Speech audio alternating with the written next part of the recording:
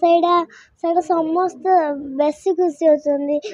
ମୁଁ ଯାହା ଘରେ ରହୁଛି ତାଙ୍କର ତାଙ୍କ ଘରେ ଦୁଇଟା ପିଲା ଅଛନ୍ତି। ସେ ତାଙ୍କ 2 ଜଣ କହିଲେ କି ଆଉ ତାର ସେ ଭିଡ଼ିଓଟା ବେଶୀ ମଜା ଲାଗୁଛି। ଭିଡ଼ିଓଟା କ'ଣ ଥିଲା ମାମା, କେମିତି କ'ଣ ଥିଲା? ହାଇଲା ଏ ବୋଉ ପିଲା, ସକାଳେ ଉଠି ଟିକେ ବୁଢ଼ୀଟାକୁ ଚା ଦେବୁନି ଲୋ, ତୋ ମା ତତେ ଏତିକି ଶିଖେଇନି। ହାଇଲା ଏ ବୋଉ ପିଲା, ତତେ ତୋ ମା ତ ଚାଲି ଶିଖେଇନି, ଧୁମୁ ଧୁମୁ ହରି ଚାଲିଛୁ। ସକାଳୁ ଉଠିକି ମୁଁ 4ଟା ବେଳୁ ଆସିଛି, ରାତିରେ ମୁଁ 4ଟା ବେଳେ ଉଠିକି ଆସିଛି। ପୁରୀ ଯାଇଥିଲି। ଜଗନ୍ନାଥକୁ ଦେଖିବା ପାଇଁ ଯାଇଥିଲୁ। ଠାକୁରଙ୍କୁ ଦେଖିଲ? କ'ଣ କହିଲ? ପାଠ ଦିଅ ବୋଲି କହିଲି। ପାଠ ଆଉ ଲୋକଙ୍କୁ ହଇରାଣ କରିବ ବୋଲି କମେଡିରେ ମାମା ବାପାଙ୍କୁ କେମିତି ଆମେ ହଇରାଣ କରିବୁ ଏସବୁ କହିନ? ଗୁଡ୍ ଗାର୍ଲ ପୁରା। ମାଙ୍କେ ସବୁବେଳେ ସବୁ ସମୟରେ ଯେତେବେଳେ ବି ୟୁଟ୍ୟୁବରେ ଆସନ୍ତି ସବୁବେଳେ ବାପା ମାଙ୍କୁ ହଇରାଣ କରନ୍ତିନି, କିନ୍ତୁ ଲୋକମାନଙ୍କୁ ବହୁତ ଏଣ୍ଟରଟେନମେଣ୍ଟ କରନ୍ତି। ଏ ଆଇଡ଼ିଆ କେମିତି ଆସେ ମାଙ୍କେଙ୍କ ପାଖରେ? ବାପା ମୋତେ ଥରେ କହିଦିଅନ୍ତି, ମୁଁ କରିଦେଉଛି। ବାପା କ'ଣ ଫାଷ୍ଟ କେମିତି କ'ଣ କୁହନ୍ତି, ତାପରେ କେମିତି ତମେ ପିକଅପ୍ କର?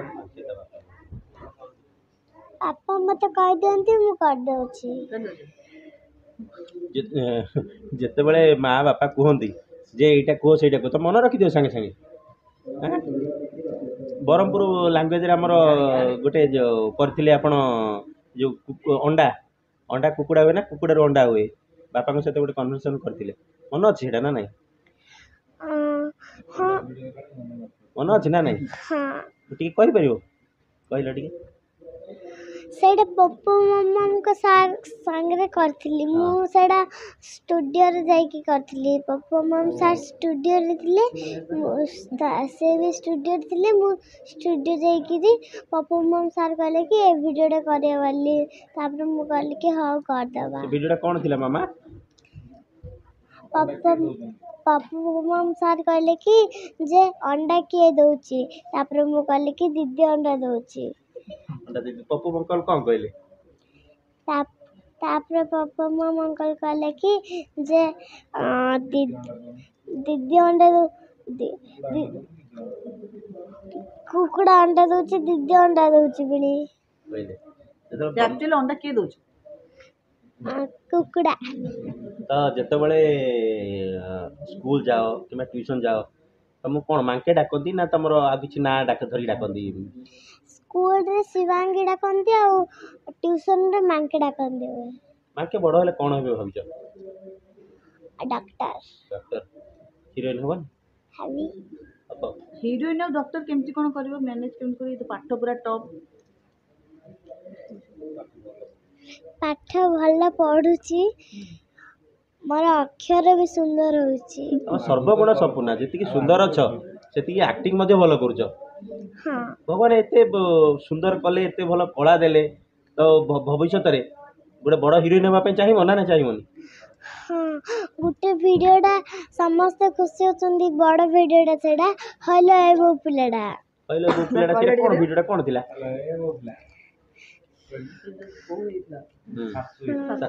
କେମିତି କ'ଣ ଥିଲା ସେଇଟା?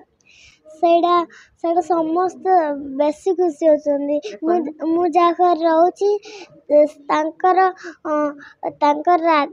ଘରେ 2ଟା ପିଲା ଅଛନ୍ତି। ସେ ତାଙ୍କ 2 ଜଣ କହିଲେ କି ଆଉ ତାର ସେ ଭିଡ଼ିଓଟା ବେଶୀ ମଜା ଲାଗୁଛି। ଭିଡ଼ିଓଟା କ'ଣ ଥିଲା ମାମା, କେମିତି କ'ଣ ଥିଲା? ହାଇଲା ଏ ବୋଉ ପିଲା, ସକାଳେ ଉଠି ଟିକେ ବୁଢ଼ୀଟାକୁ ଚା ଦେବୁନି ଲୋ, ତୋ ମା ତତେ ଏତିକି ଶିଖେଇନି। ହାଇଲା ଏ ବୋଉ ପିଲା, ତୋ ମା ତ ଚାଲି ଶିଖେଇନି, ଧୁମୁ ଧୁମୁ ହରି ଚାଲିଛୁ। ଆମର ବ୍ରହ୍ମପୁର ଲାଙ୍ଗୁଏଜ ଯେତେବେଳେ କୁହେ ତାଙ୍କେ ତୁଲେ, ତମେ ବ୍ରହ୍ମପୁର ଲାଙ୍ଗୁଏଜ ପୁରା କମ୍ଫର୍ଟ ଥାଅ? ଏଇ ଯୋଉ ମାଙ୍କେ ସୁନ୍ଦରଟା କାହାଠୁ ଆଣିଲ, ପାପାଠୁ ନା ମାମାଠୁ?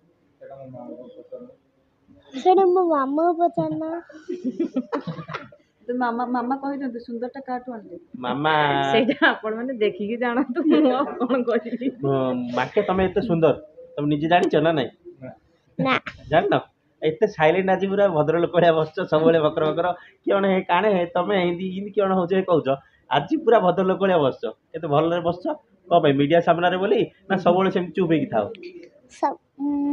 ମୁଁ ଘରେ ପୁରା ଦୁଷ୍ଟ ହୁଏ। ବଦର ବଦର ହଉଛ?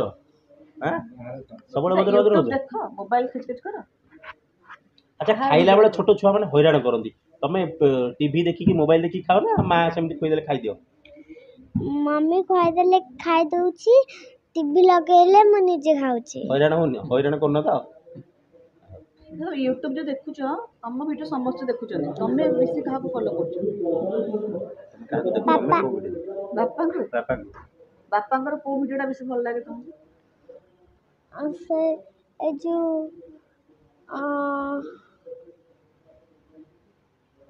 ବାପାକୁ ସମସ୍ତେ ବେକାରିଆ ଲୋକ କହୁଛନ୍ତି, ତମକୁ ତମକୁ ଭଲ କହୁଛନ୍ତି, ବାପାକୁ କାହିଁ ବେକାରିଆ ଲୋକ କହୁଛନ୍ତି? ମତେ ବେକାରିଆ ଲୋକଟା କହୁଛନ୍ତି। ଆଗରୁ ବାପାଙ୍କୁ ବେକାରୀ ଲୋକ ଡାକୁଥିଲେ, ଏବେ ବାପାକୁ ମାଙ୍କର ବାବା ବୋଲି ଡାକୁଛନ୍ତି। ତମକୁ କେତେ ସେତେବେଳେ ଭଲ ଲାଗେ ଯେତେବେଳେ ମାଙ୍କର ବାପା କୁହନ୍ତି ବେକାରିଆ ଲୋକ? ବହୁତ ଖୁସି ଲାଗେ। ହଁ ବାପାକୁ ନେଇକି ଗର୍ବ କର, ମାମାକୁ ନେଇ ମାମାକୁ ନେଇ ଗର୍ବ କର, ହଁ ବାପାକୁ ନେଇ ଗର୍ବ କରନି। ହଁ ବାପା ବେକାରିଆ ଲୋକ, ବାପା ବେକାରିଆ ଲୋକ, ମା ଭଲ ଲୋକ, ସେଥିପାଇଁ ମାଆକୁ ନେଇକି ଗର୍ବ କର, ବାପାକୁ ନେଇକି